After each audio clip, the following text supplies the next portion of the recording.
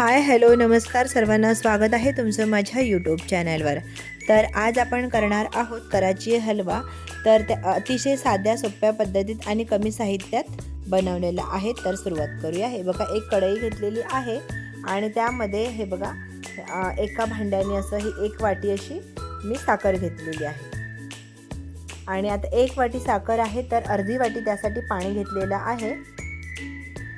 आता गॅसवर ठेवायचं आहे, गॅस चालू करायचा आहे आणि व्यवस्थित असं साखर आधी वितळून घ्यायची आहे।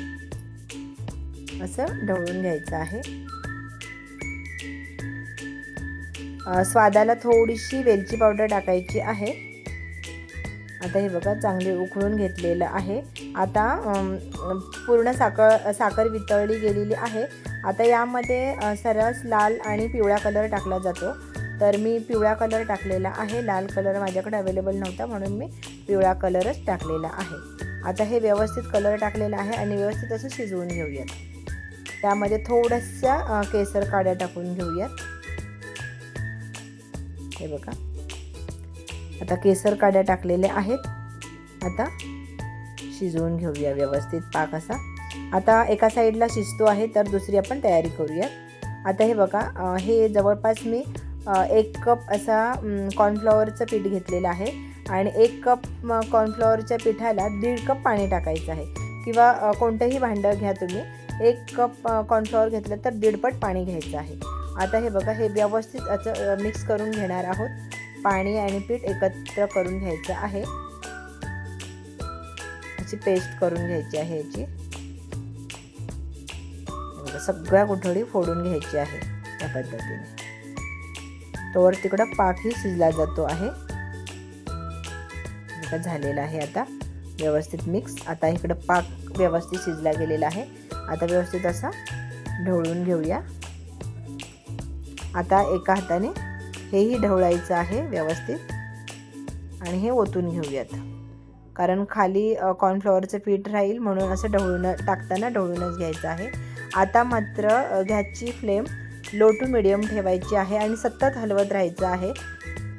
आता असं बंद नाही करायचं, कारण जर आपण हलवणं बंद केलं तर गुठळी होऊ शकते, म्हणून सतत हलवत राहायचं आहे। जोवर घट्ट असा गोळा तयार होत नाही तोवर सतत हलवत राहायचं आहे।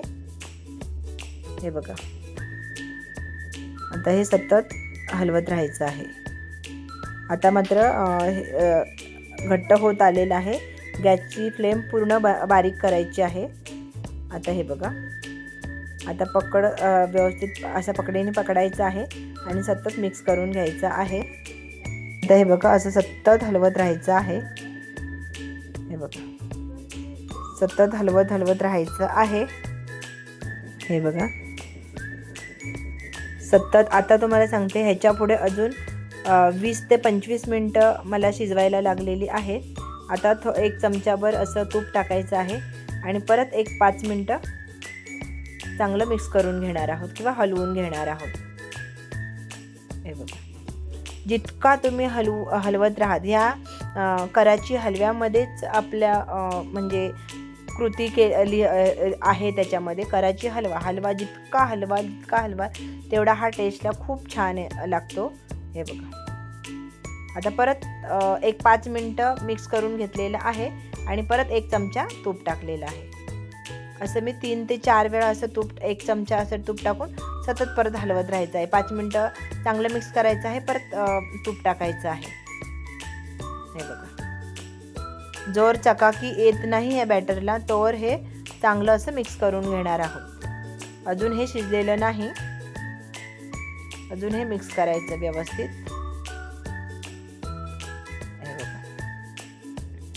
सतत ढवळत राहायचं आहे। हे गॅसची फ्लेम मात्र बारीक केलेली आहे। हे बघा, अशा पद्धतीने सतत हलवत राहायचं आहे।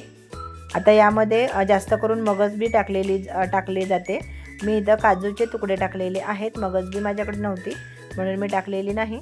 आता काजूच्या बिया टाकून सुद्धा 1-2 मिनटं असंच व्यवस्थित हलवून घेतलेलं आहे। आता मुलांच्या टिफिनचा डबा घेतलेला आहे मी आणि त्याच्या बेसला बटर पेपर लावलेला आहे। आता हा हलवा ह्याच्यामध्ये ट्रान्सफर करूयात. हे बघा, आणि अशा पद्धतीने प्रेस करायचं आहे. असं प्रेस करून घ्यायचं आहे, व्यवस्थित दाबून दाबून घ्यायचं आहे. हे बघा असं. किंवा पेला असेल एखादा फुलपात्र तर त्याने सुद्धा व्यवस्थित असं छान दाबलं जातं. आता हे बघा, अर्ध्या तासासाठी मी बाहेर असंच ठेवलेलं होतं आणि अर्ध्या तासाने आपण आता असं एखाद्या भांड्यामध्ये पलटी करायचं आहे आणि बटर पेपर काढून घ्यायचं आहे. आणि आता चाकूच्या साहाय्याने आपल्याला जसे कट करायचे आहेत त्या पद्धतीचे कट करायचे आहेत. मी चौकोनीमध्ये, जास्त करून कराची हलवा हा चौकोनीमध्येच असतो, तर मी हे चौकोनी आकाराचे कराची हलवा कट केलेला आहे. आणि मोठे मोठे हे चौकोन असतात, तर त्या पद्धतीचाच मी कट केलेला आहे. हे बघा, कट करायला सुद्धा इझी पडतं, म्हणजे काही असं तुटत वगैरे नाही. त्यामुळे व्यवस्थित असा हा झालेला आहे कराची हलवा. तुम्हाला दाखवते. हे बघा किती छान प्रकारे झालेला आहे. जितका हा दिसतो आहे छान, तितका चवीला सुद्धा अप्रतिम होता. खरंच नक्की तुम्ही करा. फक्त हे मिक्स करायचं किंवा हलवायचंच एक आहे. 20 ते 25 मिनटं हलवायला सतत लागतं. नाहीतर याला काही जास्त साहित्य वगैरे लागत नाही. करायला अतिशय सोपं आहे. नक्की तुम्ही करा. आणि हां, जर माझे व्हिडिओ आवडत असेल तर लाईक, शेअर, सबस्क्राईब नक्की करा.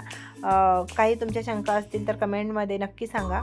तर चला, वेळात वेळ काढून माझे व्हिडिओ पाहिलात त्याबद्दल मनापासून धन्यवाद. उद्या भेटू आपण एखाद्या नवीन रेसिपीसोबत, नवीन व्हिडिओसोबत, दुपारी ठीक 3 वाजता. तोवर माझी रेसिपी बघा आणि करून बघा. तर चला, बाय.